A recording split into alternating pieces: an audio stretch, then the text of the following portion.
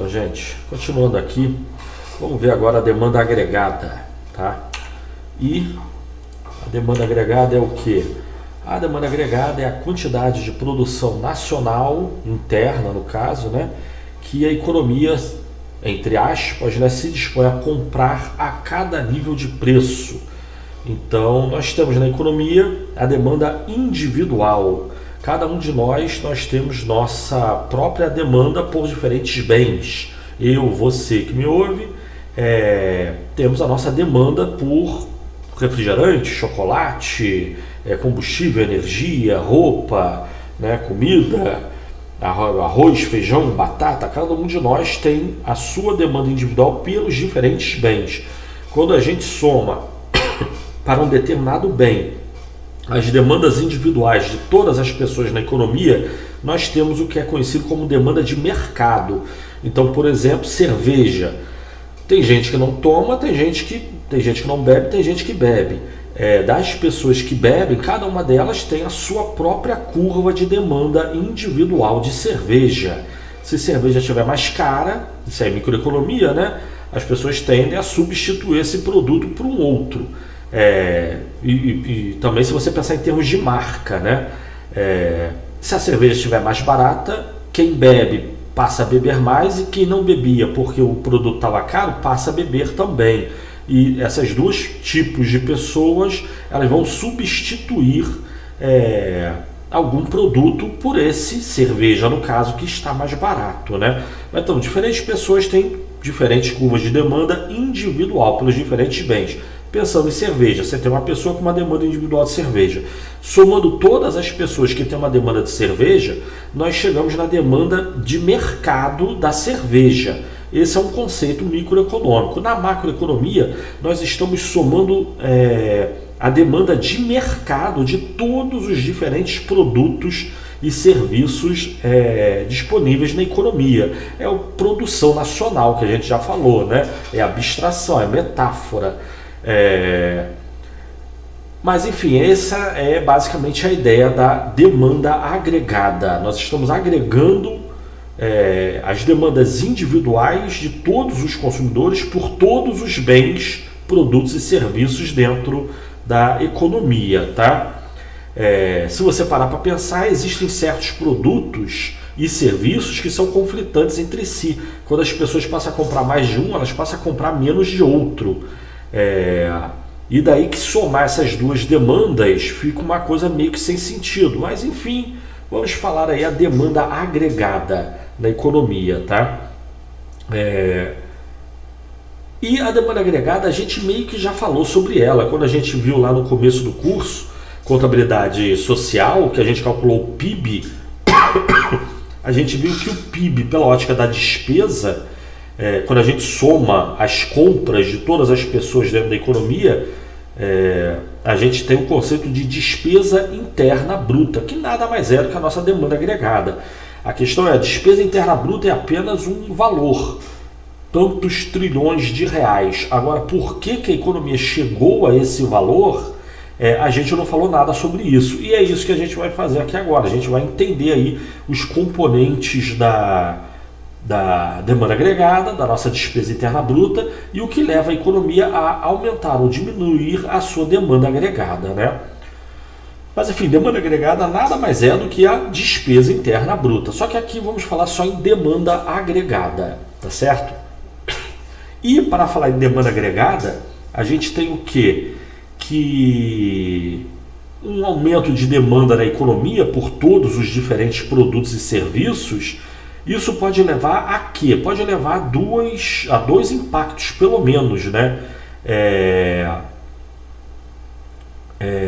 A gente pode ter um aumento da produção de determinados produtos, ou todos, né, produtos e serviços, mas também pode ter um aumento dos preços desses produtos e serviços, né? E sendo assim, a gente tem o quê? Que para falar da demanda agregada, no final das contas, a gente não sabe exatamente qual é o impacto do aumento da demanda agregada, né? Se a gente supor uma oferta agregada como a clássica, que é extrema, que é inelástica ao nível de pleno emprego, então o aumento de demanda agregada só vai levar a aumento de preço, não vai aumentar a produção nacional nenhuma. Mas esse é um caso, e é assim que os clássicos imaginavam. Da mesma forma que uma redução de demanda agregada, sendo a oferta agregada a clássica extrema, então isso só levaria à queda de preços, e no mercado de trabalho levaria à redução de salário. Mas o nível de produção e emprego da economia permaneceria inalterado. Então é o que a gente já viu, classicamente a demanda agregada é algo irrelevante. Mas isso se você supor que a economia tem uma oferta agregada clássica extrema. Se você supor o contrário, que é o que a gente vai fazer, né? A gente vai supor inicialmente que a oferta agregada é a keynesiana extrema. Aí é o que a gente viu aí na primeira parte da matéria, a oferta agregada, né? No caso da oferta agregada, se a keynesiana extrema ela é plana, então o que determina o nível de produção e emprego da economia é justamente a demanda agregada. Então aumentos de demanda agregada, no caso de uma economia profundamente arrochada, com nível de produção e emprego muito abaixo do pleno emprego, tem sobra de trabalhador, sobra de capital, máquinas e equipamentos. Então, um aumento de demanda agregada leva a um aumento de produção, sem impacto nos preços, né? Então, a gente vai considerar inicialmente que a oferta agregada na economia é a keynesiana extrema, ou seja, a economia está arrochada.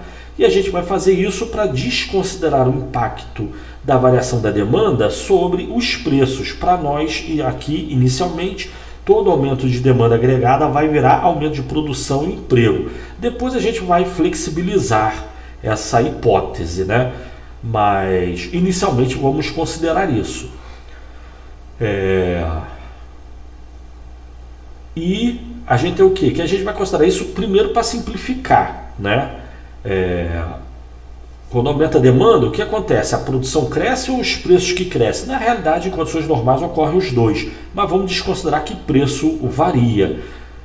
Falar que preço não varia por si só seria o cúmulo do absurdo, né? Todo mundo, hoje em dia, vai dizer, não, se tiver aumento de demanda, os preços vão subir enormemente, né? A gente já tem um problema de inflação, se tiver aumento de demanda, os preços vão subir mais ainda. Dizer que preço não varia é o cúmulo do absurdo.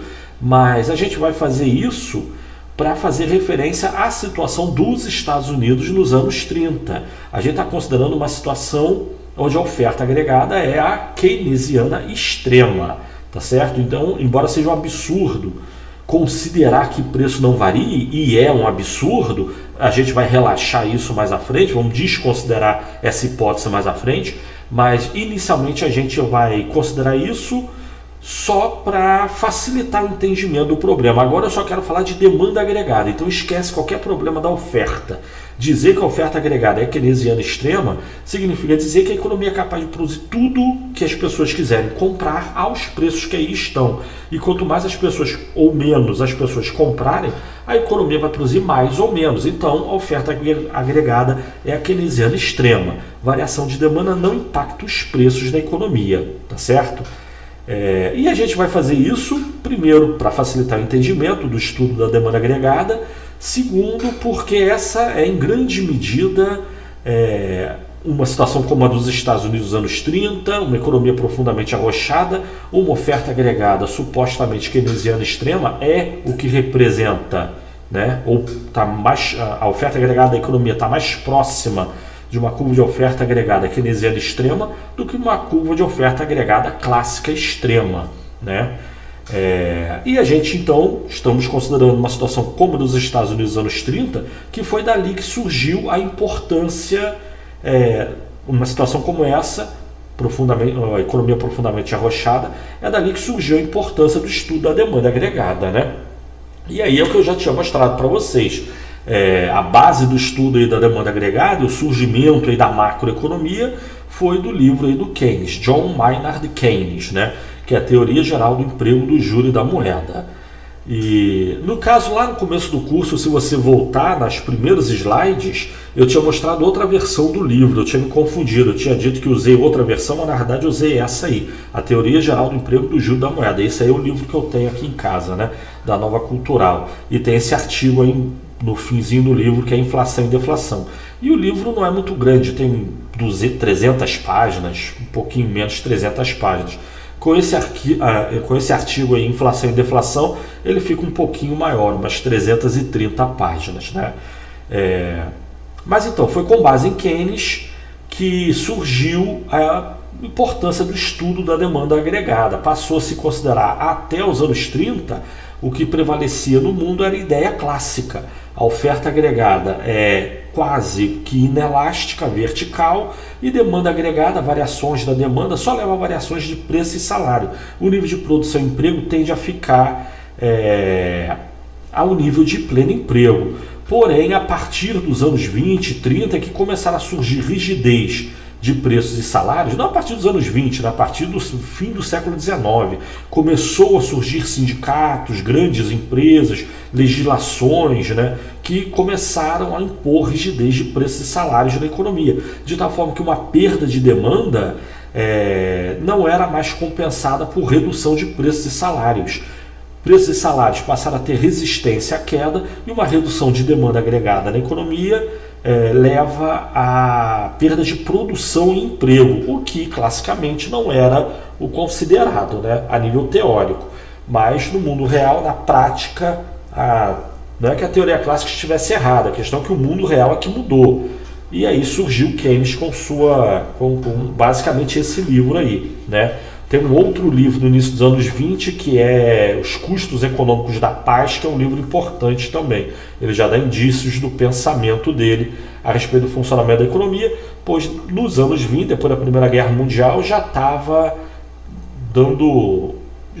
era possível ver as novas condições da economia, Mas então, esse é o Keynes. E todo mundo já deve conhecer a imagem dele, meio famoso na internet, mas o John Maynard Keynes é essa pessoa aí, inglês, morreu em 46 de ataque cardíaco, e ao longo da vida ele foi o investidor da Bolsa de Valores, teve sucesso na Bolsa de Valores, ocupou vários cargos públicos e realizava investimentos na Bolsa, e era da Universidade de Cambridge, e ele é filho do John Neville Keynes, que é o pai dele, que também foi um economista famoso, mas não se compara com o filho, que é essa pessoa aí, Mas então, com base no entendimento dele, ou no livro dele,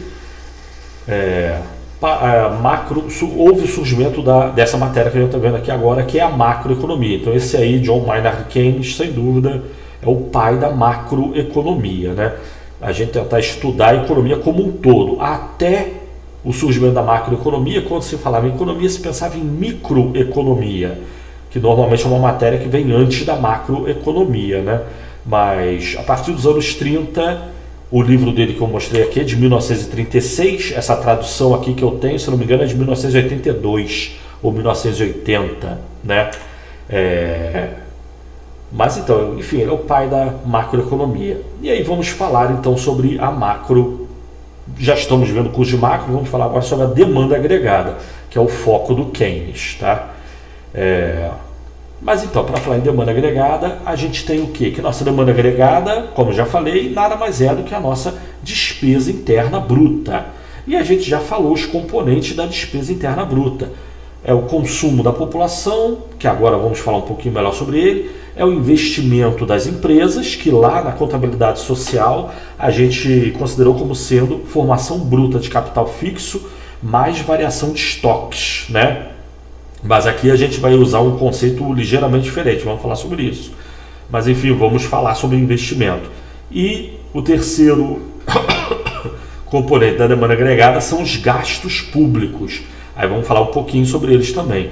E o quarto componente, que é importante, são as exportações líquidas. É tudo que o país vende ao estrangeiro, menos o que ele compra do estrangeiro, Onde o que a gente compra e vende do estrangeiro, lá no estrangeiro, por sua vez, existe consumo, investimento e gastos públicos, Então a economia como um todo, na realidade, ela é formada, a economia mundial é formada por consumo, investimento e gasto público. A questão da exportação líquida é o fato da gente delimitar o território nacional e as transações desse território, dos consumidores, investidores e governos desse território, com os consumidores, investidores e governos de um outro território,